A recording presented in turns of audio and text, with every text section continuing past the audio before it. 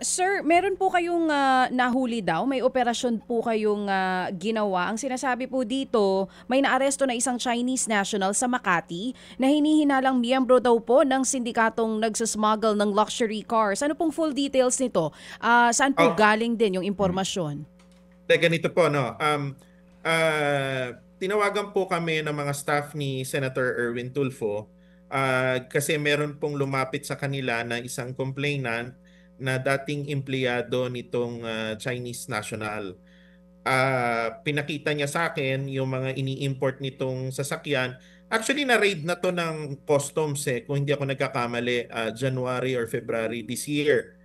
Pero hindi po siya tumigil. Ang ginawa niya, nagnegosyo pa rin siya. Na-identify naman namin kung ano yung mga pinapasok niya, kung saan.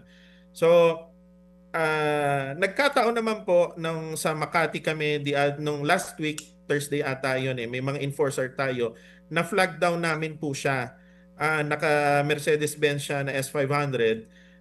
Ngayon, yung S500 niya, hindi yun yung tunay niyang kulay kasi nagko-conceal siya sa ibang kulay. Meron siyang ginamit na yung wrap, yung tinatawag yung sticker wrap ng sasakyan. From pinalitan siya ng ibang kulay blue.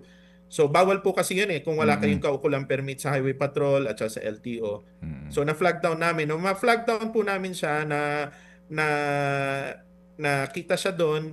Ngayon, sa totoo lang po, ibang identity yung pinakikita niya. Nagsasabi siya na although Chinese, ibang Chinese name yung binibigay niya. Tapos meron kaming nakuhang details na gumamit siya ng mga fake driver's license naman.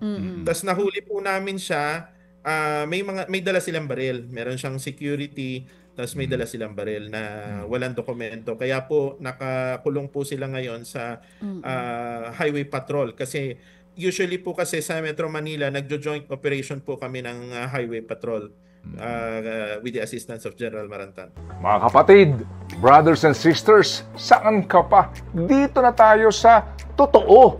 Dito na tayo sa True FM. Mga kapatid, mag-subscribe and follow po kayo sa social media accounts ng True Network PH. Yan po kami. Hanapin nyo lang True Network PH, Facebook, Instagram, YouTube, TikTok, and podcast.